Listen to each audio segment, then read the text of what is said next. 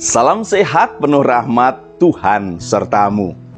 Jumpa lagi saudaraku dalam Renungan Harian.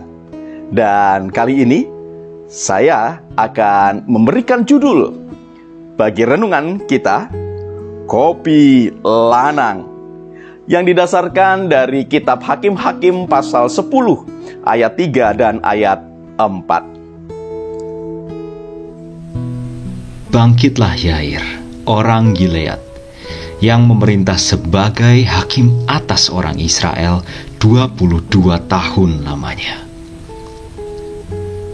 Ia mempunyai 30 anak laki-laki yang mengendarai 30 ekor keledai jantan, dan mereka mempunyai 30 kota yang sampai sekarang disebutkan orang Hawot Yair di tanah Gilead. Saudaraku, ketika berjumpa dengan rekan-rekan sesama penyuka kopi, saya sering menanyakan tentang kopi lanang. Dan ternyata sebagian besar dari rekan-rekan saya itu tidak mengetahui tentang kopi lanang ini. Ya, kopi lanang, atau juga disebut sebagai kopi jantan, berasal dari biji kopi yang mengalami anomali atau kelainan dalam masa pertumbuhannya. Karena anomali inilah, maka kopi ini termasuk jenis kopi langka. Kopi dengan istilah internasional Pibericaffe ini memiliki karakteristik biji yang berbeda dari biji kopi pada umumnya. Biji kopi pada umumnya merupakan biji dikotil atau terbelah dua. Sedangkan kopi lanang, bijinya tunggal atau monokotil. Yang menarik adalah bahwa kelainan pada kopi lanang ini terjadi karena proses alamiah dan bukan karena rekayasa. Oleh karena itulah, maka dalam sekali panen buah kopi, biasanya jumlah kopi lanang hanya berkisar antara 5-10% saja. Artinya, dalam 1 kilogram rata-rata panen hanya akan terdapat setengah ons kopi lanang. Ketika kopi lanang telah disangrai, maka ia memiliki harga yang relatif lebih mahal dibandingkan dengan biji kopi biasa. Menurut para pecinta kopi, kopi lanang memiliki rasa yang relatif lembut, teksturnya padat, aromanya mirip-mirip dengan kopi luwak. Dan menurut penelitian, kandungan kafeinnya lebih tinggi 2,1% dari kopi biasa dan dipercaya bisa meningkatkan vitalitas. Meskipun kopi lanang ini tidak setenar kopi pada umumnya, ternyata banyak juga pecinta kopi yang menyukainya karena karakteristik rasa dan aromanya.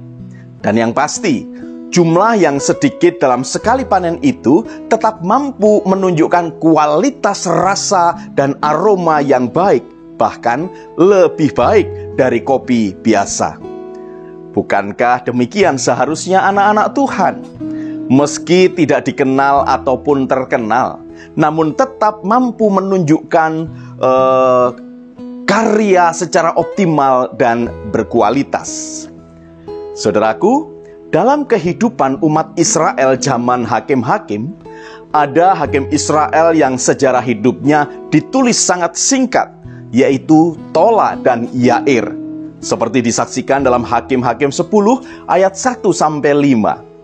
Tentang Tola hanya ditulis dalam 2 ayat saja, sedangkan Yair dalam 3 ayat.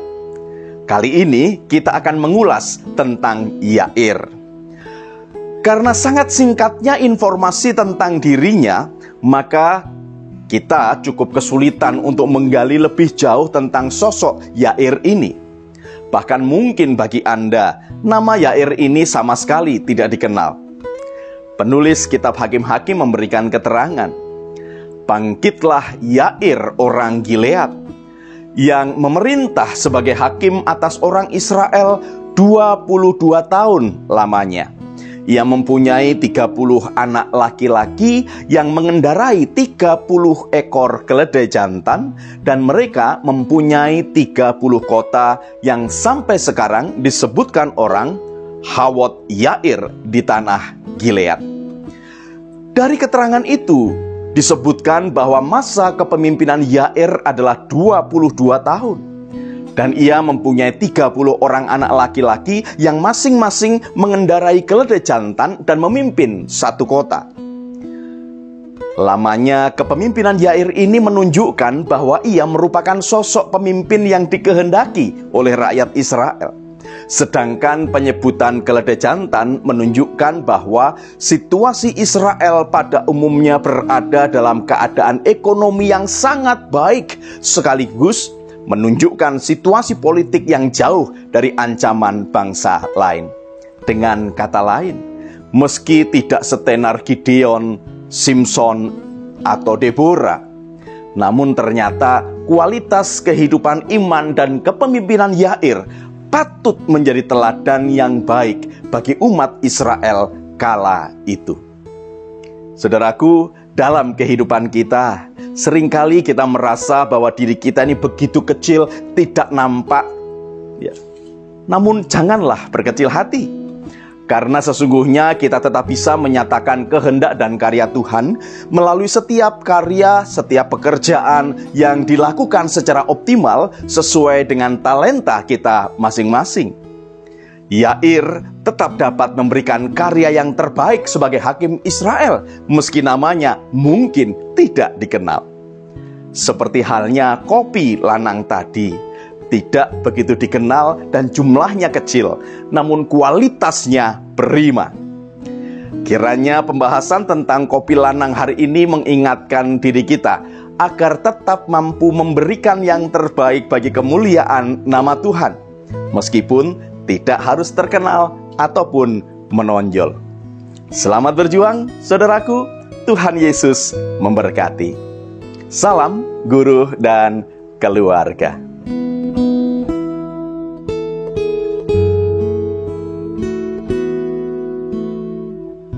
Saudaraku, mari kita berdoa.